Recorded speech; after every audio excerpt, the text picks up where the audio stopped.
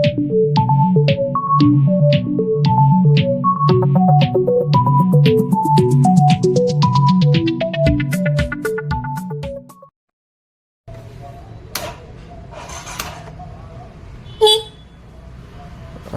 வண்டியில் வந்து செல்ஃப் வந்து ஸ்டார்ட் ஆகலை, ஆனால் ஹார்ன் நல்ல கண்டிஷனில் இருக்குது.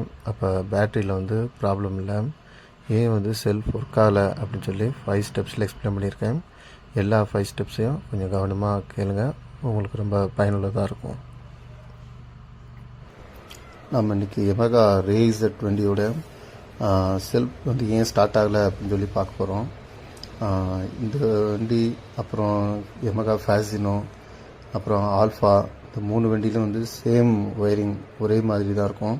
அதில் இந்த வண்டியில் நம்ம செக் பண்ணுறது அந்த 2 வண்டிகளுக்கும் வந்து சரியாக இருக்கும். ஃபஸ்ட்டு ஒரு வண்டியில் வந்து செல்ஃப் வந்து ஒர்க் ஆகலை அப்படின்னா அதுக்கு வந்து என்னென்ன தேவைப்படும் அப்படின்னாக்கா, ஒரு டிசி சிஸ்டம் தேவைப்படும், அப்புறம் ஒரு ரிலே வந்து தேவைப்படும், அப்புறம் ஒரு கிளட்ச் சிக்னல் தேவைப்படும், அப்புறம் நியூட்ரல்லேருந்து வரக்கூடிய ஒரு சிக்னல், அப்புறம் செல்ஃப் சுவிட்சோடைய சிக்னல். இந்த 5 விஷயங்கள் கரெக்டாக இருந்தால் மட்டும்தான் இந்த வண்டியோடைய செல்ஃப் வந்து கரெக்டாக ஒர்க் ஆகும். இதில் ஃபஸ்ட்டு வந்து நம்ம பேட்ரி வந்து கரெக்டாக இருக்கா அப்படின்னு சொல்லி செக் பண்ணலாம். இந்த பேட்ரி செக் பண்ணுறதுக்கு ஒரு மல்டிமீட்டர் வந்து எடுத்துக்கணும். அந்த மல்டிமீட்டருடைய 20 வோல்டேஜ் அந்த செட்டிங் வச்சுட்டு அதனுடைய ரெட் அண்டு பிளாக்கு அதை வந்து நம்ம பேட்டரியோடைய பாயிண்டில் வச்சு அதில் செக் பண்ணி பார்க்கும்போது 12.71 அப்படின்ற ரேஞ்சில் வந்து காட்டுது. அப்போ பேட்டரியில் வந்து எந்த பிரச்சனையும் இல்லை. இப்போ இந்த பேட்டரியிலேருந்து அப்படியே கனெக்ஷன் வந்து ரிலேக்கு வந்து வரும். அந்த ரெட் கலர் ஒயர்லேருந்து ரிலேக்கு வரும். அப்போ இந்த பேட்டரிக்கும் ரிலேக்கும் இடைப்பட்ட அந்த பாயிண்டில் ஏதாவது கனெக்ஷன்ஸ் வந்து இருக்கா இல்லையா அப்படின்னு செக் பண்ணுறதுக்கு அந்த ரிலேயில் ஒரு பாயிண்ட்டும் அப்புறம் பேட்டரியில் வச்சு பார்க்கும்போது அதே வோல்டேஜ் கரண்ட் வந்து வந்துச்சு அப்படின்னாக்கா ஓகே, எதுவும் பிரச்சனை இல்லை. அதாவது பேட்டரியும் ரிலேவும் கரெக்டாக வந்து கனெக்டடாக இருக்குது அப்படின்னு சொல்லி நம்ம தெரிஞ்சுக்கலாம். அதுக்கப்புறம் இந்த ரிலேவுடைய இன்னொரு பகுதியிலேருந்து ஒரு ஒயர், அதே சேம் கலர் தான், ஆனால் இதில் வந்து ஒரு பிளாக் மோல்டாக இருக்கும், அதனால் பிளாக் கலர் மாதிரி தெரியும். அந்த ஒயர் வந்து அப்படியே வந்து டைரெக்டாக வந்து மோட்டாரோட வந்து கனெக்ட் ஆகிருக்கும். இந்த பார்ட்லேருந்து அது அப்படியே ரிலேவுடைய ஒரு பகுதியிலேருந்து அந்த மோட்டரோட வந்து சேர்ந்துருக்கும். இப்போ இந்த ரிலேயில் பார்த்திங்க அப்படின்னாக்கா 2 பாயிண்ட் இருக்கும். அதில் ஒரு பாயிண்டில் வந்து நம்ம வச்சுட்டு இன்னொரு பாயிண்ட்டை வந்து நம்ம இந்த பேட்டரியோடைய ஒரு பாயிண்ட் டெர்மினலில் கனெக்ட் பண்ணி நம்ம பார்த்தோம் அப்படின்னாக்கா முன்னாடி வந்து அதே வோல்டேஜ் கரண்ட் வந்து வரணும். அப்படி வந்துச்சுனாக்கா நம்ம என்ன தெரிஞ்சுக்கலாம் அப்படின்னா, ரிலே வந்து குட் கண்டிஷனில் இருக்குது, அதாவது ரிலேலேருந்து எந்த பிரச்சனையும் இல்லை, ரிலேலேருந்து அவுட்புட் வந்து மோட்டாருக்கு போகுது அப்படின்னு சொல்லி நம்ம வந்து தெரிஞ்சுக்கலாம். இப்போ இதனால் ரிலேயோட கண்டிஷனை வந்து நம்ம என்ன பண்ணிக்கலாம், இந்த மல்டிமீட்டர் மூலமாக தெரிஞ்சுக்கலாம். இந்த ரிலேயில் 2 பாயிண்ட்ஸ் வந்து இருக்கும். அந்த 2 பாயிண்ட்ஸை வந்து நம்ம ஒரு சின்ன ஒரு திருப்பி ஏதாவது ஒரு அயன் பார்ட்டிகல்ஸ் வச்சு நம்ம ஷார்ட் பண்ணுறோம் அப்படின்னாக்கா, இப்போ கட்டிங் பிளேயர் வச்சு நம்ம ஷார்ட் பண்ணுறோம் அப்படின்னா அந்த மோட்டார் ரன்னிங் ஆகக்கூடிய ஒரு சவுண்டு வந்து வரும். அதை வச்சு நம்ம கண்டுபிடிக்கலாம் இதனுடைய குட் கண்டிஷன். அடுத்து இந்த ரிலேயில் இருக்கக்கூடிய அந்த மேல் கேப் வந்து நம்ம ரிமூவ் பண்ணி பார்த்தோம் அப்படின்னாக்கா அதில் 3 ஒயர்ஸ் வந்துருக்கும். அந்த 3 ஒயர்ஸ் வந்து ஒரு ஒயர் வந்து ரெட் கலரில் இருக்கும், இன்னொன்று ப்ளூ கலரில் இருக்கும், இன்னொன்று க்ரீன் கலரில் இருக்கும்.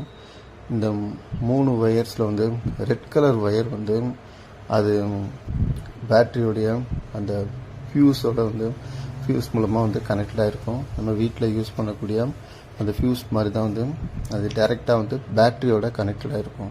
அந்த பேட்டரியிலேருந்து ஃபியூஸு கரண்ட் வந்துட்டு அதுக்கப்புறம் அது ரிலேயில் இருக்கக்கூடிய அந்த ரெட் கலர் ஒயருக்கு வந்து கனெக்டடாக இருக்கும்.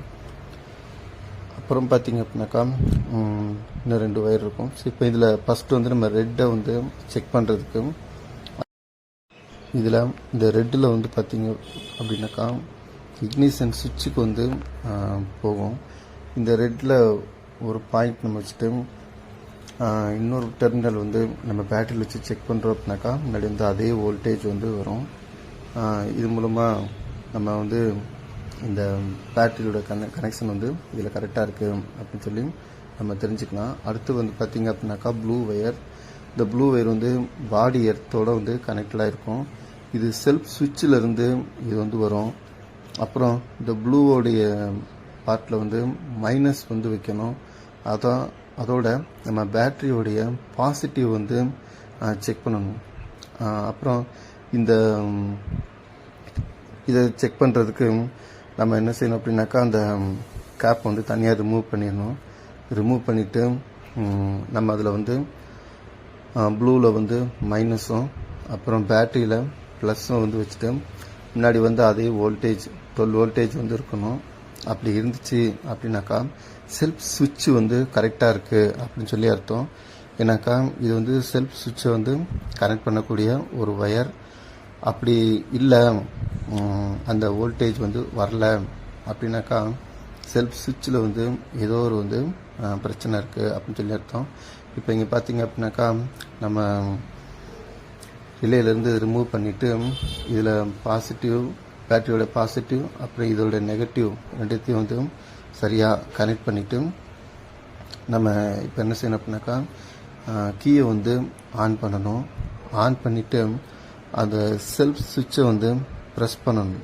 இப்போ இதில் உள்ள மாதிரி கனெக்ஷன் கொடுத்துட்டு நம்ம செல்ஃப் சுவிட்சை வந்து ப்ரெஸ் பண்ணும்போது முன்னாடி வந்து அதே 12.71 அதுக்கு ஈக்குவலண்ட்டான ஒரு கரண்ட் வந்து வருது. இப்போ நம்ம வந்து பிரேக் அப்ளை பண்ணுறோம். இதுக்கு முன்னாடி 0 இருந்துச்சு. பிரேக் அப்ளை பண்ணும்போது 12 வோல்டேஜ் ஆஃப் கரண்ட் வந்து பார்த்திங்க அப்படின்னாக்கா அந்த செல்ஃப் ரிலேக்கு வந்து போகும். அப்படி நம்ம பிரேக் பிடிக்கல அப்படின்னாக்கா 12 வோல்டேஜ் வந்து போகாது. இப்போ இதுலேருந்து நம்ம வந்து செல்ஃப் சுவிட்ச் வந்து நல்ல கண்டிஷனில் இருக்குதா அப்படின்னு சொல்லி என்ன பண்ணலாம் தெரிஞ்சுக்கலாம்.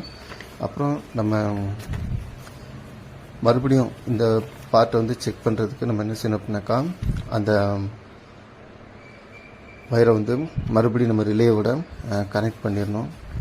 கனெக்ட் பண்ணிவிட்டு இதில் இருக்கக்கூடிய அந்த தேர்டு ஒயர் நம்ம அதில் பார்த்தோம் அப்படின்னாக்கா அது வந்து ஒரு க்ரீன் ஒயர் இருக்கும். இந்த க்ரீன் ஒயர் பார்த்திங்க அப்படின்னாக்கா அது வந்து மைனஸ் பாடியில் வந்து மைனஸ் பார்ட்டாக வந்து இருக்கும். இது வந்து பார்த்திங்க அப்படின்னாக்கா பிரேக்லேருந்து வரும். இந்த க்ரீன் கலர் ஒயர் வந்து பிரேக்லேருந்து வரும். அப்புறம் நம்ம பிரேக் பிடிக்கும்போது அந்த பிரேக் சுவிட்ச் மூலமாக அந்த கரண்ட் வந்து கனெக்ட் ஆகும்.